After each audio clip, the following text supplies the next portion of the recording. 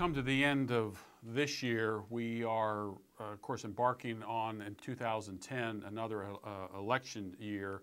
This is an off-year election, and so there are lots of opportunities here to win back the House and the Senate and to block a number of these bills. And there's a good possibility with maybe some legal challenges, we will see this health care bill put on hold for a while, and maybe sanity will return to the House and the Senate. But in the meantime, I think it's necessary that Christians understand something about politics, and something that we at American Vision have been talking about for quite some time. In fact, the first series of books I wrote back in the 1980s, 82, 84, and 86, were on the topic of God and government, where most people see government as solely political, that the way you change a society is from the top down by changing the political structures and placing good people in office. We'll see a change in society from the bottom up. And actually, it's the other way around. Societies change from the bottom up. You change people in terms of self-government, and then families and family government, and churches and in church government, and then finally civil government changes because the leadership at the top comes from the leadership at the bottom.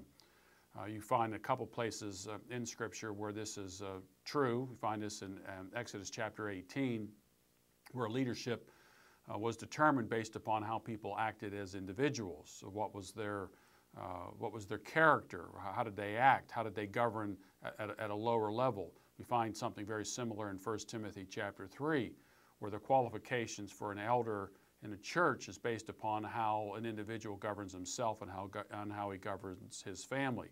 Family was considered a government. It was a kind of an incubator for other types of government, church government and civil government.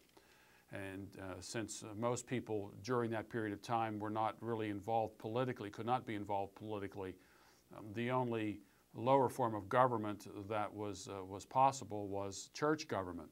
And the Apostle Paul said, of course, if an individual can't govern his own family well, then how do we expect him to govern in the church of God? And the case can go beyond that and say, hey, if a person can't govern himself, govern his family, and govern in a lesser government like church government, why then should we think that he is going to do any better politically? This was the case I was mentioning in 2008 regarding third-party candidates who go out and run for President of the United States, even though they've never won any local political office. I met with a candidate, possible candidate here in Georgia yesterday evening. He's considering running for a special election here in Georgia because of the Speaker of the House here in Georgia, Glenn Richardson, has resigned, and his seat is now kind of on the block. And the issue comes up here about governing yourself and governing your family, because these are issues in all political aspirations, and those have to be set in order first.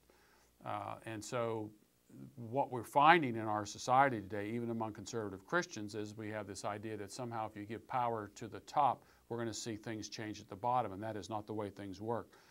So what I want to do is just briefly touch on a couple of things, beginning with Judges chapter 8, where the people, because of the power of Gideon and what he had done as a judge in Israel, that the people said, in verse 22 of Judges chapter 8, then the men of Israel said to Gideon, rule over us, both you and your son, also your son's son, for you have delivered us from the hand of Midian.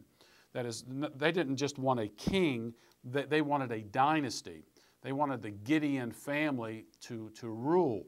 Now Gideon, of course, says the right thing, yet Gideon said to them, verse 23, but Gideon said to them, I will not rule over you, nor shall my son rule over you, the Lord shall rule over you.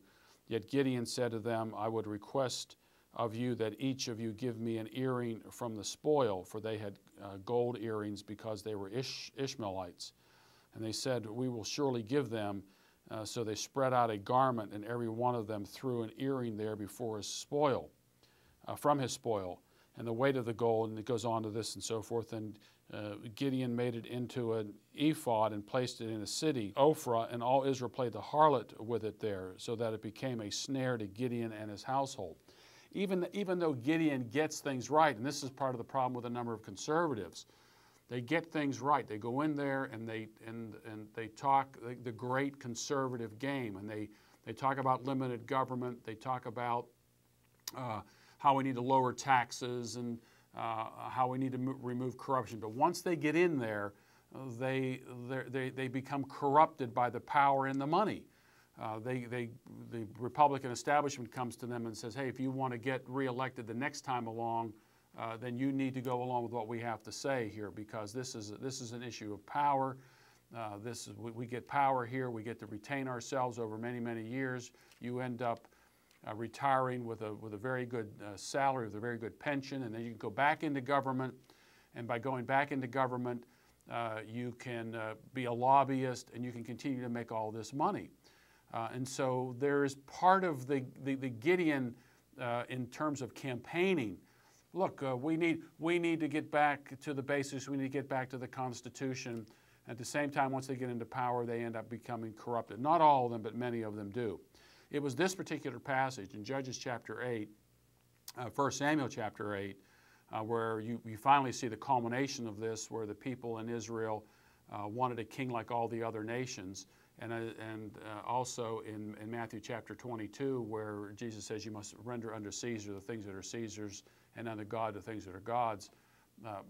These were taken by Thomas Paine in his pamphlet, Common Sense, back in 1776, and he used these passages to show how putting power in the hands of an individual, in the hands of a king, in the hands of a monarch, is a very, very bad thing. And it's the basis of all corrupt governments, because what ends up happening is the idea of the privilege of power, the privilege of being in positions of power ends up having a corrupting influence, especially when it comes down to the next couple of generations. There is this idea that they are entitled to this power, this divine right of kings, even supported by King James I, demonstrating that, hey, this is the right of a king to actually be God's ruler here on earth. Well, there are lots of politicians out there who believe this, and they are given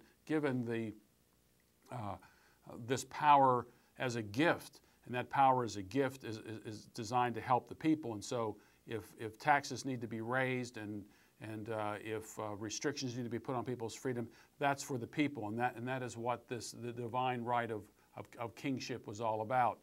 Thomas Paine understood this and appealed to the Bible in making his case.